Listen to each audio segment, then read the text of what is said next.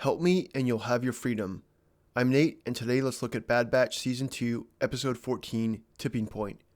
In this episode, Echo stumbles upon some classified Imperial information while leading a batch of former clone troopers on a rescue mission to free several imprisoned clones. Meanwhile, Crosshair is tortured for information on Omega. Written by Jennifer Corbett and Matt Michnovitz, Episode 14 was released on March 22, 2023 on Disney+. The episode starts on an unknown planet where Captain Hauser and some of his troopers are being transferred off-world. Again, the theme of this season has been clearly defined to be the issue of freedom.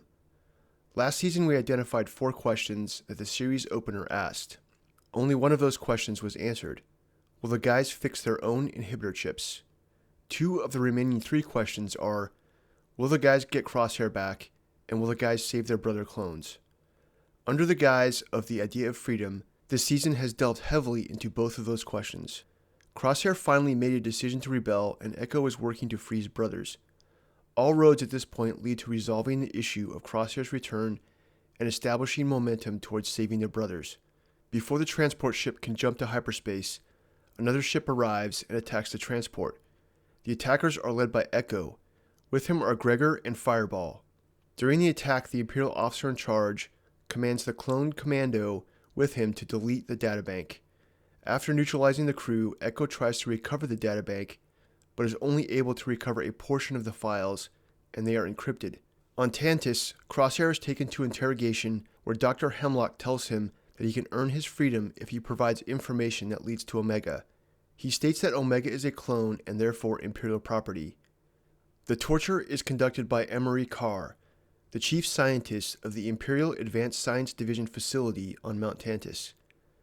When Emery Carr first appeared in Episode 11, Metamorphosis, her appearance evoked similarities to Tech with her goggles, and Echo with her headpiece, leading some of us to believe that she might be a clone of some sort. In this episode, it seems clear that she is a clone. She has similar skin tone, eye color, hair color, and even her voice, though feminine, is similar to the standard clone voice pitch. So if she is a clone, then why does Hemlock need Omega? I believe the reason for this is that Omega is a pure clone of Jango Fett, with only one modification. She is female, whereas Emery is most likely a later generation clone with standard modifications and the female modification. Emery stops the torture momentarily because Crosshair is nearly killed. Crosshair musters the energy to commandeer a blaster from one of the stormtroopers in the room and escapes. As he makes his way throughout the facility, stumbling as he moves, he takes out several stormtroopers, but it's clear that his senses have been hindered as he misses his initial shots. He reaches a communications room and sends a message out before being incapacitated by a toxic gas. Dr. Hemlock tells Crosshair that the gas is his own concoction that he has built immunity to, but Crosshair is clearly not immune. On Pabu, the guys have settled into the relaxed life of the island. Wrecker goes fishing and helps with any heavy work that needs to be done, while Tech gives Omega a flying lesson.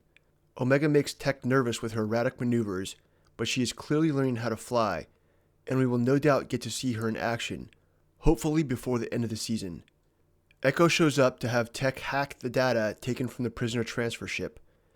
Echo and Hunter catch up, and we find out that Echo has been working with Rex to establish a network of clones that help clone troopers escape the Empire. Hunter tells them that they can't defeat the Empire, to which Echo responds that it isn't about the Empire, but rather fighting for their brothers. On Tantus, Dr. Hemlock talks to Tarkin over a holovid. He tells Tarkin that the loss of the transfer ship is inconsequential, and he wants to know how the ship was targeted in the first place. Tarkin notes that it was most likely given up by rogue clones in the Empire acting as spies. He goes on to say that a growing number of clones are questioning their orders, and he's working to rid the ranks of them, to which Hemlock tells Tarkin that simply decommissioning clones is not effective, but if the clones are sent to him, he can deal with them in other ways. Tarkin states that he expects a full briefing at the summit. Tech decrypts the data and finds that the prisoner transport ship belonged to the Imperial Advanced Science Division, which is a clandestine operation, and no records exist of its location or its purpose. But he was able to find out that Dr. Hemlock is the chief scientist in charge of the division.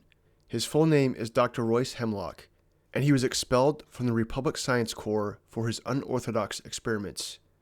Dr. Hemlock is clearly a take on Dr. Joseph Mengele, a Nazi SS officer and physician who performed horrific experiments on prisoners at the Auschwitz concentration camp. Even Hemlock's hair is reminiscent of Mengele's signature look with his black hair combed back. Not only is Hemlock's appearance similar to the real-life criminal whom he's modeled after, but in the opening sequence, the Imperial officer in charge of the prisoner vessel has the same signature Nazi style, and the fact that these prisoners are being transferred to another facility for what is most likely genetic experiments allude to the idea that Tantus is an Auschwitz-style base. But even more telling is that one of Mengele's primary focuses was experimenting on twins. Twins share the same DNA, just as all the clone troopers do. Previous transfer records recovered in the data reveal that Crosshair is being held by the Advanced Science Division. Knowing this, Tech searched one of their old comm channels and found a communication from Crosshair's old code that simply stated Plan 88. Also known as the Seeker, Plan 88 was a tactical code used by Clone Force 99 that signified they were being targeted and to head into hiding. In a final scene, Crosshair is back in the interrogation room, where Hemlock once again tells Crosshair that if he helps him, he can have his freedom. Hemlock orders the stormtrooper to up the dose, and with this we can see that Emery Carr is no longer in charge of interrogating Crosshair. As she looks on, we can see that she is clearly questioning what is being done. Overall, I thought this episode was another fantastic Crosshair episode. We are left with the idea that Dr. Hemlock is conducting heinous experiments on the clones, but we don't know his endgame.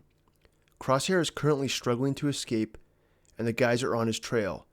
Emery Carr is questioning her participation in Hemlock's methods, and I think that Emery is going to turn and help Crosshair escape. I can't wait to see the season finale next week. Let me know what you all think in the comments section below.